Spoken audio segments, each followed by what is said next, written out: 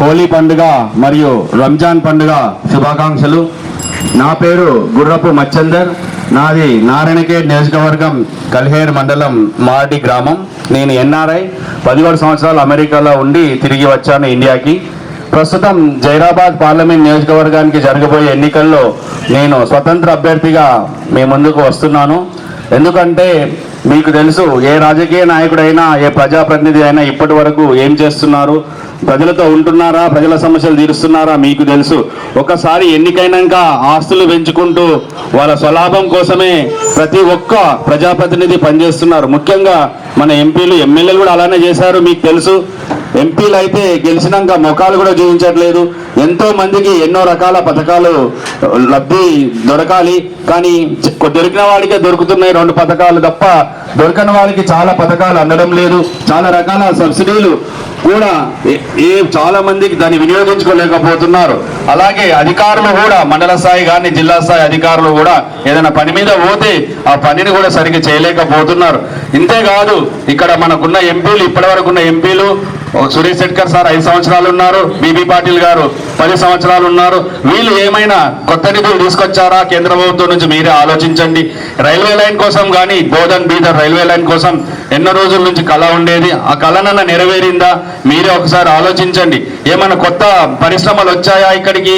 ఏదన్నా మనకు AIIMS medical college కోసం ప్రతి జైరాబాద్ పార్లమెంట్ పరిధి చాలా పెద్దది. మనకు కూడా ఒక ఎయిమ్స్ మెడికల్ కాలేజ్ లాంటి పెద్ద వైద్య ఆసుపత్రి ఉంటే చాలా జనాలకు చాలా మేలు జరుగుతుంది.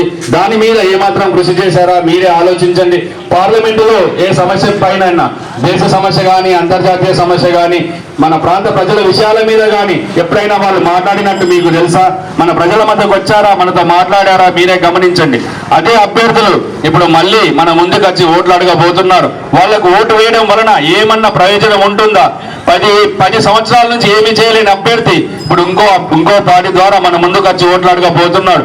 10 సంవత్సరాల్లోనే ఏమీ చేయలేడు. ఇప్పుడు కొత్తగా మనం ఆయన్ని గెలిపిస్తే ఏమన్నా చేయగలుగుతాడా? ఏమీ చేయలేడు. దయచేసి మన ఓటుని వృధా చేసుకోకూడదు. ఓటు అనేది చాలా అమూల్యమైనది. అలాగే సురేష్ శెట్కర్ సార్ కూడా 5 సంవత్సరాలు ఎంపీగా ఉండే, అప్పుడు కేంద్ర ప్రభుత్వంలో కాంగ్రెస్ ప్రభుత్వం ఉండే, కానీ కాంగ్రెస్ ప్రభుత్వం ఉన్నప్పుడు కూడా ఏమీ చేయలేకపోయినారు. ఎలాంటి కొత్త పరిశ్రమ రాలేదు, రైల్వే లైన్ రాలేదు, ఎక్కడ ఏ ప్రజా సమస్యల మీద ఆయన పోరాడింది లేదు. అప్పుడు 15 ఏళ్ల కింద చేయలేని సురేష్ శెట్కర్ సార్ ఇప్పుడు 15 సంవత్సరాల తర్వాత మళ్ళీ ఎన్నికైతే ఏమన్నా చేయగలుగుతాడా? ప్రతిపక్షంలో కూర్చొని ఏమీ చేయలేరు. దయచేసి మన ఓటు అనేది చాలా అమూల్యమైనది. మనం నిరుపయోగం చేయొద్దు.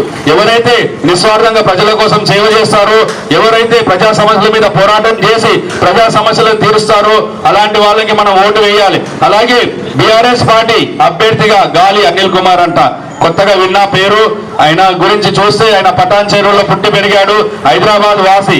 మనకు ఏమాత్రం సంబంధం లేదు జైరాబాద్ పార్లమెంట్. అసలు స్థానికుడే కాదు. జైరాబాద్ లో స్థానికులు లేరా ఎన్నికల్లో బీఆర్ఎస్ టికెట్ పొందడానికి? ఇప్పుడు అక్కడ హైదరాబాద్ లో పుట్టి పెరిగిన ఆయనకు మనమంతా గ్రామీణ ప్రాంతం, గ్రామీణంలో మన వ్యవసాయం చేసుకుంటాం. ఇలాంటి పరిస్థితులు ఆయనకు తెలుస్తాయా? అగ్రికల్చర్ ఆయనకు అనుభవం ఉందా?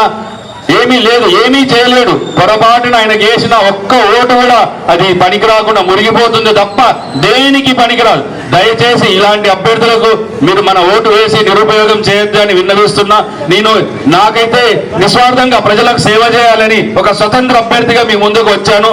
ఎందుకంటే ఒక స్వతంత్ర అభ్యర్థిగా ఉంటే కులాలకు అతీతంగా, మతాలకు అతీతంగా మనమందరం సమానమే అన్న నినాదంతో అనునిత్యం ప్రతిదినం మీకోసం నిరంతరం కష్టపడి ప్రతి సమస్య పైన నేను పోరాడి ప్రతి సమస్యకు పరిష్కారం అనుకోవడానికి శాయశక్తుల కృషి చేస్తాను మీ అందరి మద్దతుతో.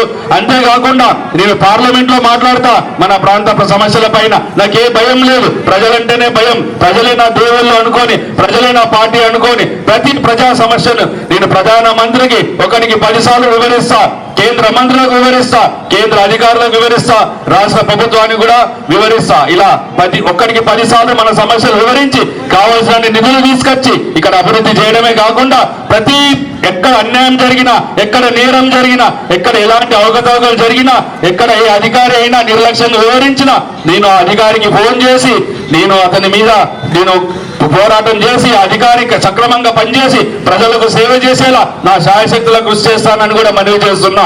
నాకు ఒక్క అవకాశం ఇవ్వండి, నేను స్వతంత్ర అభ్యర్థిని. మనకు ఇప్పుడు మీరు ఆల్రెడీ మీకు తెలుసు, సోనియమ్మ కాంగ్రెస్ ఇచ్చిందని కాంగ్రెస్ పార్టీని గెలిపించారు. కేసీఆర్ సారు తెలంగాణ కోసం పోరాడారు, మంచిగా చేస్తారని కేసీఆర్ సార్కి కూడా పదవి ఇచ్చారు. అలాగే మోడీకి కూడా ప్రభుత్వంలో 10 సార్లు ఇచ్చారు. కానీ మనకేమైనా సమస్యలు పరిష్కారం అయ్యాయా? కొంతవరకు అయ్యాయి, కానీ ప్రజా సమస్యలు చాలా మట్టుకు అలానే ఉన్నాయి. ఎందుకంటే వాటిని పట్టించుకునే నాయకుడు లేడు. ఏ నాయకుడైనా గెలిచినా కూడా వాళ్ళ ఆస్తులు సంపాదించుకోవడం, అధికారం చలాయించడానికే పనిచేస్తున్నారు తప్ప పేద ప్రజల బతుకుల కోసం మారుద్దామన్న తపన వాళ్ళకు లేదు. తపన కలిగిన ఒక నాయకుని మీ ముందుకు వస్తున్నా, నిస్వార్థంగా సేవ చేయాలి అన్న ఉద్దేశంతో వస్తున్నా. ఇలాంటి స్వార్థం లేదు. తప్పకుండా నేను స్థానికంగా ఉంటా. ప్రతి ప్రజా సమస్యల మీద నేను పోరాటం చేసి ఆ సమస్యలు తీరుస్తానని మనవి చేస్తున్నా. దయచేసి నాకు మీ మద్దతునివ్వాలని కోరుకుంటున్నాను. నాకు మళ్ళీ నీ నామినేషన్ వేసిన తర్వాత నాకు గుర్తొస్తుంది. గుర్తొచ్చిన తర్వాత మళ్ళీ మీ ముందుకు వచ్చి మళ్ళీ మాట్లాడతాను. ధన్యవాదాలు.